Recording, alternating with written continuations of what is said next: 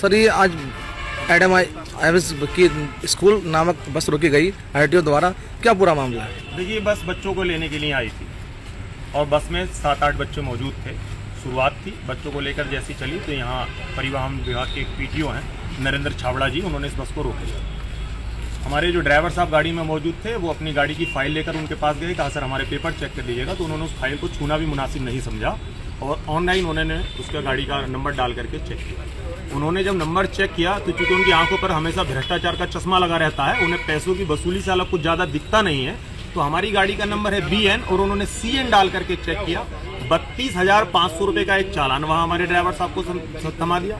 Driver ने जब school के जो हमारे ट्रांसपोर्ट इंचार्ज है उनसे बात करने के लिए कहा तो उनका फ़ोन छीन लिया और उनकी फाइल छीन ली। छोटे छोटे मासूम बच्चों को उनके स्टाफ ने कान पकड़ के बस से नीचे उतारा, बस से उतार कर रोड पर खड़ा छोड़ा है और ये बस आज आपके सामने आरटीओ ऑफिस के अंदर खड़ी हुई है, जबकि इसकी कोई खता नहीं है। छोटे छोटे मासूम बच्चों को कान पकड़ कर आपने उतार दिया। अगर उनके साथ कोई हादसा हो जाता तो उसका जिम्मेदार कौन होता? बच्चों को पुलिस ने कान पकड़कर उतारा। मासूम बच्चे हैं, डरे और सहमे हुए हैं। 35 बच्चों को लेकर के बस जाती है। 35 बच्चों का आज टेस्ट में जाना था, टेस्ट से 35 बच्चे वंचित रह गए। हम आज आरटीओ साहब से बात करने के लिए आए हैं। आरटीओ साहब अभी DC में हैं, हम उनसे बात करेंगे कि ऐसे व्यक्ति के खिलाफ वो कार्रवाई के लिए कहें, और अगर आरटीओ साहब भी अगर इसमें शामिल हैं और वो अगर इनके खिलाफ कार्रवाई नहीं करेंगे, हम DM साहब से मिलेंगे और बाल कल्याण समिति CWC में जाकर के शिकायत करेंगे। क्योंकि छोटे छोटे बच्चों के हैरेसमेंट का मामला है, बच्चों के साथ जो ज्यादती हुई है, जो बच्चे डिप्रेशन में गए, उसका कौन जिम्मेदार होगा? और अगर उन बच्चों के साथ हादसा हो जाता तो क्या नरेंद्र छाबड़ा जी उनका जीवन वापस करते?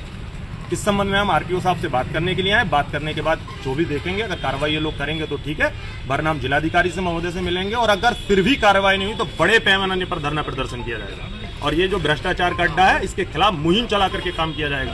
अफसोस की बात है कि शिक्षा के मंदिरों को, गाड़ी को रोका जा रहा है, मासूम बच्चों को कान पकड़ के नीचे खड़ा किया जा रहा है। वहीं पर एक नेशनल हाईवे बना रही है एक कंपनी, उसको ओवरलोड डंपर 100 से 150 पर डे चल रहे हैं, जिससे 1 लाख रुपए प्रति माह आरटीओ ऑफिस को आता। उसके खिलाफ कार्रवाई करने की हिम्मत नहीं जुटा पा रहे ये लोग। खनन के जो अवैध खनन के ओवरलोड वाहन आ रहे हैं उनके खिलाफ कार्रवाई करने की हिम्मत नहीं जुटा पा रहे।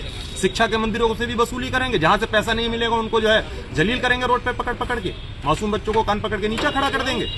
जैसे कि आपकी गाड़ी रिलीव करने की बात चल रही है कि गलती से हमने चालान कर दिया बोल रहे हैं। गलती से चालान कर दिया ये अलग बात है, लेकिन उन मासूम बच्चों की क्या खता थी जिनको रोड के किनारे खड़ा छोड़ा है? चालान गलती से हो सकता है, लेकिन वो जो छोटे छोटे मासूम बच्चे आपने कान पकड़ के नीचे खड़ा कर दिए, उनकी खता बताइए क्या है? और जो 35 बच्चे आज टेस्ट में शामिल नहीं हुए, उनका भविष्य बर्बाद हुआ, उनकी खता बताइएगा क्या है? अब हम रिक्वेस्ट कर रहे हैं बार बार, हमारी फाइल चेक कर लीजिएगा। स्कूल का स्टाफ फोन कर रहा है कि सर बात कर लीजिएगा, बात भी नहीं करेंगे, ड्राइवर के साथ बदतमीजी करके उसका फोन छीन लेंगे। बताइए ऐसे कैसे होगा? ये अचानक नहीं हुआ है, ये चूंकि महीना बांधने का जो इनका सिस्टम चल रहा है, हर जगह से महीना आ रहा है, उस वसूली के उद्देश्य से इन लोगों ने ये हरकत की है। सर ये जो स्कूल की बस एडम आइविस नाम से बस रोकी गई है, इसका क्या पूरा मामला है? एक्चुअली कुछ इसमें इस समय हमारे स्कूल वाहनों की विशेष चेकिंग की जा रही है, क्योंकि नया सत्र शुरू हुआ है तो हमारे सभी चेकिंग दस्ते रोड पर जा करके स्कूल वाहनों की चेकिंग कर रहे हैं। शासन के सख्त निर्देश है कि स्कूल वाहनों की लगातार चेकिंग की जाए, जिससे किसी भी तरीके की दुर्घटना से बचा जा सके। आज चेकिंग के दौरान एक बस UP 21 BN 2462 को चेकिंग दस्ते यहाँ पर पकड़ कर लाए हैं, लेकिन बाद में संज्ञान में आया कि वो एक्चुअली उसके कागज ठीक थे और उन्होंने UP 21 CN 2462 के को देख लिया था अपने टैब में और इस वजह से ऐसी गलती हुई। और जो गलत चालान हुआ है उसको हम नोटिस कर देंगे और जो संबंधित स्कूल के वाहन स्वामी हैं या मैनेजर है उनको कहा गया कि आप अपनी गाड़ी ले जाइए, आप मेरी तरह नहीं। सर जैसे कि बस के स्वामी आरोप लगा रहे हैं कि अवैध वसूली का आरोप लगा रहे हैं, उसमें सर क्या कहना चाहेंगे? ये तो बिल्कुल गलत बात है। स्कूल किसी तरह की कोई वसूली नहीं की जाती, ना ही किसी भी स्कूल वाहन के स्वामी नहीं